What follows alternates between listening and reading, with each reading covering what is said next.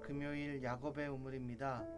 함께 말씀을 듣고자 모이신 성도님들의 삶 속에 하나님의 능력과 하나님의 인도하심이 충만한 복된 하루 되시기를 소망합니다. 제가 기도하고 함께 말씀을 나누겠습니다. 주님, 은혜를 감사합니다. 날마다 믿음의 심지를 견고히 하기 위하여 예배 회복과 성경 중심의 삶을 살기 위해 노력하는 주의 자녀들을 주님 축복하여 주시고, 오늘도 야곱의 우물과 함께하는 가정들마다 일터마다 도우시는 은혜를 경험하고 영과 육이 회복되며 말씀으로 살고자 결단하며 다짐하는 귀한 일들이 나타나는 오늘 되게 하여 주옵소서. 주께서 이 시간 함께하여 주실 걸 믿으며 예수님의 이름으로 기도드리옵나이다. 아멘. 네, 오늘 말씀은 느헤미야 말씀 함께 보겠습니다. 느헤미야 6장 10절에서 14절까지의 말씀을 함께 보겠습니다. 제가 말씀을 봉독하겠습니다. 이후에 무에다벨의 손자 들라야의 아들 스마야가 두문불출하기로, 내가 그 집에 가니 그가 이르기를 그들이 너를 죽이러 올 터이니 우리가 하나님의 전으로 가서 외소 안에 머물고 그 문을 닫자. 저들이 반드시 밤에 와서 너를 죽이리라 하기로, 내가 이르기를 나 같은 자가 어찌 도망하여 나 같은 몸이면 누가 외소에 들어가서 생명을 보존하겠느냐. 나는 들어가지 않겠노라 하고, 깨달은즉 그는 하나님께서 보내신 바가 아니라 산발랏과 도비아와 산발랏에게 뇌물을 받고 내게 이런 예언을 함이라. 그들이 뇌물을 준 까닭은 나를 두렵게 하고 이렇게 함으로 범죄하게 하고 악한 말을 지어 나를 비방하려 함이었느니라. 내 하나님이여, 도비아와 산발랏과 여선지 노아다와 그 남은 선지자들 곧 나를 두렵게 하고자 한 자들의 소행을 기억하옵소서 하였노라. 아멘. 네, 오늘 이 말씀을 통해서 믿음의 선한 싸움을 싸우고 계시는 모든 성도님들께 세상의 유혹과 덫으로 흔들리지 않는 굳건한 믿음을, 굳건한 신앙을 소유할 수 있기를 소망해 봅니다. 계속해서 본문은 느헤미야의 적에 대한, 세상에 대한, 외세에 대한 하나님을 믿는 사람으로서 어떻게 행해야 하는 것을 모범적으로 보여주고 있고, 또 오늘 본문을 보면 굉장히 큰 용기를 내어서 말을 하고 있는 것을 보게 됩니다. 세상의 악한 영이 하나님의 백성을 흔드는 가운데서도 전혀 흔들리지 않는 모습을 보여주고 있는데요. 사실 세속적이고 세상적인 방법으로 하나님의 백성을 흔드는 가장 대표적인 방법 두 가지가 유혹하는 것과 위협하는 것이라고 합니다. 이 느헤미야는 주변을 통해서 계속해서 이 위협을 통한 공포감을 계속해서 조성하고 있는데, 이 느헤미야는 흔들리지 않는 모습을 오늘 성경 본문을 통해서 알 수 있습니다. 사실 산발랏이나 도비아 같은 느헤미야의 대적들이 느헤미야를 해치려면 사실 그들에게도, 그들 자신에게도 상당한 위험을 감수해야 합니다. 물론 그 당시에는 암살이나 게릴라 같은 전쟁으로 소규모 전쟁, 침투하는 전쟁이 빈번하게 일어났으므로 그들이 마음만 먹는다면 느헤미야를 치는 것은 사실 완전 불가능하다, 이렇게 말할 수는 없겠지만, 느헤미야 쪽에서도 방비를 계속 하고 있는 데다가 또 아닥사스다 왕의 술 맡은 관원 출신 고위층 간부고 우리나라로 따지면 청와대에서 일하는 사람이다 보니 이 막강한 권세와 부를 가지고 있는 이 느헤미야를 계속해서 치려하기가 쉽지가 않았을 것으로 생각이 되어집니다. 오히려 치다가 자신들이 당할 위험이 더 커질 수도 있다는 것이죠. 이런 상황 속에서 이 산발랏과 도비아는 이제는 이 무력이 아닌 소문을 냅니다. 흑색 선전을 사용하려 하고 느헤미야를 종교적으로, 도덕적으로 공격을 하려고 하는 것을 오늘 본문을 통해서 알 수 있습니다. 그러나 우리도 말씀을 지금까지 봐왔고 느헤미야의 삶을 보았기 때문에 우리도 너무나 잘 알다시피 사실 흠집을 잡고 트집을 잡을 만한 부분이 없고 또 그것을 발견하기 힘든 사람이 느헤미야가 아니겠습니까? 성경에서 말씀하신 바와 같이 12년 동안 총독의 녹을 받지 않을 정도로 자신은 욕심이 없었습니다. 물욕이 없었습니다. 물질에 대한 탐욕이 없었습니다. 녹을 받지 않아도 살아갈 수 있을 정도의 충분한 재력을 가지고 있었으니 이제는 거짓말이라는 것을 만들어서야만 위협하고 두려움을 줄 수 있는 것이라 생각했던 것 같습니다. 10절 말씀을 보니 스마야라는 사람이 등장하는데 이 등장하는 사람이 바로 보이지 않는다라고 말씀하고 있습니다. 이 스마야라는 사람이 보이지 않고 그래서 그 집에 이 느헤미야가 찾아가게 됩니다. 그래서 듣는 얘기가 무엇이고 하니 그들이 너를 죽이러 올 터이니 우리가 하나님의 전으로 가서 외소 안에 들어가서 문을 잠그자 반드시 밤에 와서 너를 죽이리라. 이런 소식을 듣게 됩니다. 이스마야라는 직업, 이 사람에 대한 일에 대해서 정확하게 나와 있지 않지만 아마도 그 이후의 일들을 추측으로 보았을 경우에 선지자의 역할을 감당했을 것으로 보입니다.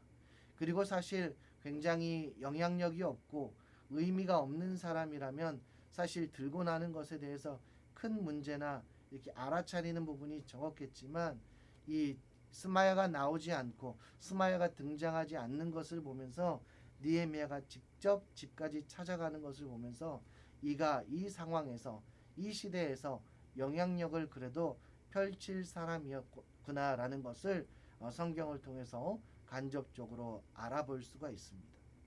이 선지자 역할을 감당한 사람이 이렇게 말씀합니다. 오늘 10절에 외소 안에 머물고 문을 닫자 반드시 밤에 와서 너를 죽일 것이다. 그러니 숨어 있자라고 이야기합니다. 암살을 전하고 성전의 외소로 도망가자 이렇게 말하고 있습니다. 물론 성전은 도피처로 사용될 수 있지만 사실 그것은 엄연히 성전의 뜰에 한정되어 있습니다. 성전의 건물 안쪽인 외소, 즉 등대와 진설병 상과 향단이 놓인 성소는 일반 사람이 들어갈 수 있는 곳이 아니고 총독이라고 들어갈 수 있는 곳이 아니고 오직 제사장만 들어갈 수 있습니다. 물론 뜰보다 훨씬 더 안전할 것입니다. 문을 잠그고 모든 사람의 인식 속에 이 외소, 이 성전 안에 등대와 진설병과 분향단이 있는 이 성소는 제사장, 제일을 담당하는 종교 지도자만 들어갈 수 있기 때문에 여기 안에 들어가면 안전할 수 있을 것이다 라는 생각을 할지도 모릅니다. 그러나 느헤미야는 제사장이 아니기에 거기에 들어갈 수도 없고 게다가 성소에서 사람이 숙박을 할 수 있는 것도 아닌데 언제 올지도 모르는 암살자 때문에 거기서 여러 날 보낼 수 있는 것도 아니었습니다. 무엇보다 총독인 느헤미야가 혹시 모를 암살자를 비방하여 경계태세를 더 강화한다면 모를까 자신 혼자만 살겠다고 도망을 가고 그것도 제사장만 들어갈 수 있는 곳으로 피한다는 것은 굉장히 자신에게도 나라의 기강과 국립에서도 굉장히 문제가 되는 행동이 아니겠습니까? 문제는 이 제안이 보이지 않으니 무슨 일이 있을까 생각하여 찾아갈 정도로 영향력 있는 사람의 입에서 나왔습니다. 이렇게 도망을 가자, 숨어 있자 이런 내용이 그냥 일반 사람의 소문이 아닌 선지자의 역할을 감당하는 사람의 입에서 나왔으니 사실 굉장히 흔들릴 수도 있고 그 두려움과 위협과 공포가 갑자기 찾아올 수도 있습니다. 또한 그 말이 나의 생명, 다른 사람의 일이 아닌 내 생명과 직결되어 생명에 대한 위협과 함께 주어지고 있다는 것이 굉장히 큰 문제로 작용할 수 있습니다. 사실 사람이 두려움과 공포에 휩싸이면 그것을 탈출하기 위해서 종종 잘못된 판단을, 잘못된 결정을 할 수 있지 않습니까? 게다가 선지자에서 나왔습니다. 얼마나 그 마음에 동요가 일어날 수 있겠습니까? 그러나 오늘 본문 12절과 13절 말씀을 보면 우리가 이 말씀을 통해서 알 수 있듯이 느헤미야는 그냥 이 모든 일들을 거짓으로, 그냥 권모술수로, 계략으로 그냥 치부하고 신경 쓰지 않습니다. 사실 어떻게 보면 속아 넘어가지 않는 이유는 간단합니다.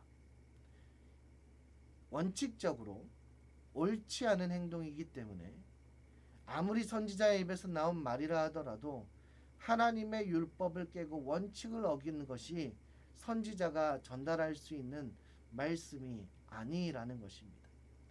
느헤미야는 위협과 조롱과 비판과 어떠한 위협에도 흔들리지 않는 판단력이 있었던 것 같습니다. 이 모습을 보면서 도비야와 산발랏이 스마야를 통하여 뇌물을 쓰고 사용한 계략 자체가 어쩌면 잘못된 계략이 아니었을까, 정말 의미 없는 계략이 아니었을까, 이런 생각도 되어집니다. 느헤미야를 지금까지 겪어 보았기 때문에 이 정도로 넘어갈까 이렇게 생각하는 것, 참 이것도 어리석은 생각이 아니었나, 이런 생각도 저는 들어봅니다. 느헤미야가 율법을 어기고 성소를 범하게 하여 그의 종교적 권위를 무너뜨리려는 계략이었지만 사실 느헤미야의 지금까지 행적이나 성품을 볼 때 거의 성공하지 어려운 시도가 아니었나, 이런 생각이 되어집니다. 누가 봐도 느헤미야는 조국을 사랑했고 민족을 사랑했고 하나님을 사랑했고 욕심이 없었고 탐욕이 없었고 자신의 모든 것을 헌신하여 이스라엘의 성벽을 재건하고 또 먹을 것을 나누어주고 식량을 나누어주고 했던 사람이기 때문에 하나님의 영역을 침범하지 않을 사람이라는 것은 성경을 잠깐만 보아도, 어느 정도만 겪고 보아도 잘 알 수 있는 모습이 아닐까 싶습니다. 세상은 참으로 우리에게 수많은 위협과 유혹을 가해옵니다. 최근 특히 한국 사회에서는 굉장히 보편적인 공포에 짓눌려서 살아가고 있는 것 같습니다. 건강에 대한 두려움과 공포, 직장에 대한 두려움과 공포, 이러다가 실직을 하는 것은 아닐까, 이러다가 망하는 것은 아닐까, 이러다가 내가 아프면 어떡하나, 이러다가 큰 질병에 걸리면 어떡하나 하는 이런 보편적인 공포에 남녀노소 불문하고 모두가 희망과 확신보다는 두려움에 붙잡혀서 그 공포를 피하는 방향으로 움직이고 있는 것만 같습니다. 그 공포를 무찌르고 대적하여서 승리하고 짓밟아 그 위에 올라서야 되는데 일단 도망가고 회피하기가 바쁘다는 것입니다. 그러나 사랑하는 성도 여러분, 우리는 세상과 다르게 살도록 부르심을 받았습니다. 탐욕이나 공포에 붙잡히지만 않는다면 하나님의 백성은 무엇이 하나님의 뜻인지 비교적 쉽게 분별할 수 있습니다. 사실 두렵고 떨림으로 인해서 마음이 요동치고 고민과 염려로 인해서 마음이 요동칠 때 올바른 결정을 하지 못하는 것이지, 하나님의 뜻 안에 바로 서 있다면 어떠한 상황이 와도 잘못된 선택이나 결정을 하기가 쉽지 않다는 것입니다. 더 옳은 것을 잘 선택할 수 있다는 것이죠. 하나님의 뜻에 맞게 행하는 자는 하나님이 지키신다는 확신을 가지고 살아갈 수 있습니다. 아무리 세상이 나를 위협해 온다 하더라도 내가 하나님께서 보여주신 원칙에서 떠나지 않는다면 하나님께서 나와 나의 가족을, 나의 가정을, 우리 교회를, 내 민족과 나라를 지켜 보호하여 주실 것입니다. 늘 문제가 되었던 것이 두려움과 공포와 위협에 의한 그 뒤의 행동이 아닙니까? 세상이 주는 것으로 두려워하지 아니하고 하나님께 잘 나아가고 하나님께서 보여주신 원칙을 떠나지 않는다면 어떠한 선택과 결정을 내리든 간에 하나님께서 기뻐하시는 선택과 결정, 옳은 방향으로 갈 수 있을 것입니다. 오늘 느헤미야와 같이 어떤 말에도 흔들리지 아니하고 하나님 앞에 보이기에 하나님께서 보시기에 올곧게 바르게 나아갈 수 있는 믿음의 성도님들, 거룩한 성도님들 되어지시기를 주의 이름으로 축원합니다.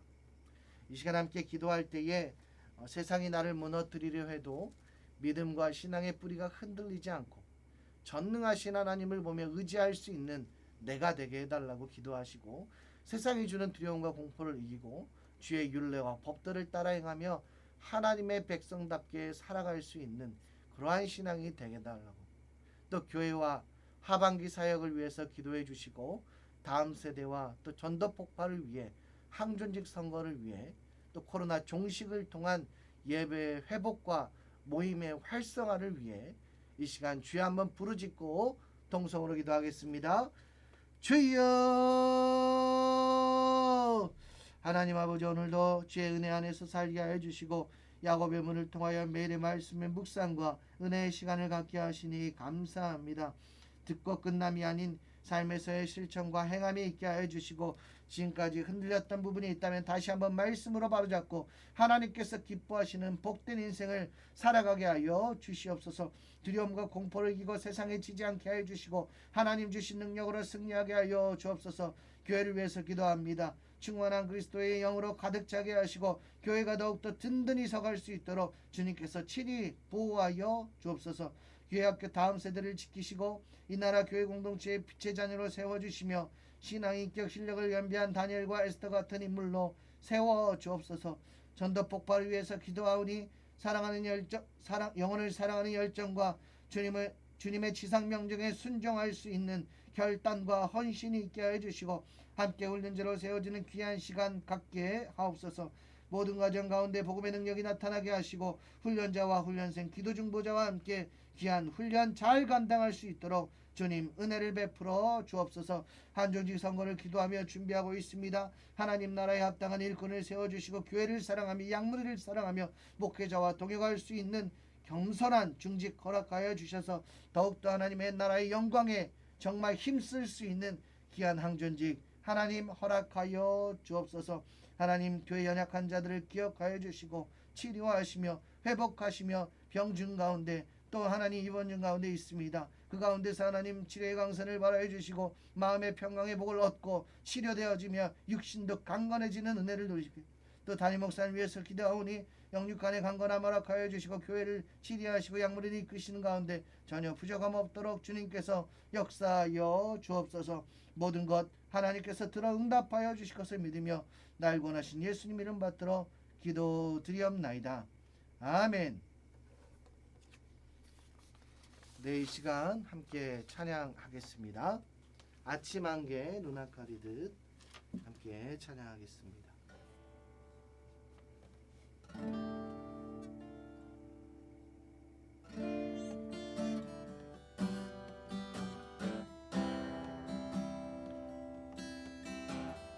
아침 안개 눈 아까리듯 나의 약한 믿음 의심 쌓일 때 부드럽게 다가온 주의 음성 아무것도 염려하지 마라 빗줄기에 바위패인 듯 나의 작은 소망 사라져갈 때 고요하게 들리는 주의 음성 내가 너를 사랑하노라 외로움과 방황 속에서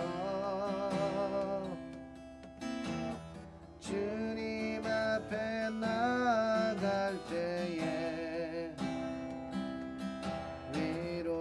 위로하시는 주님 나를 도우사 상한 나의 마음 감싸주시네.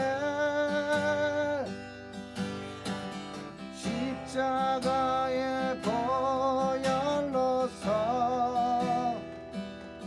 주의 크신 사랑 알게 하셨네. 주님께 감사하리라. 언제나 주님께 감사해. 외로움과 방황 속에서 주님 앞에 나아갈 때에 위로하시는 주님, 나를 도우사 상한 나의 마음 감싸주시나.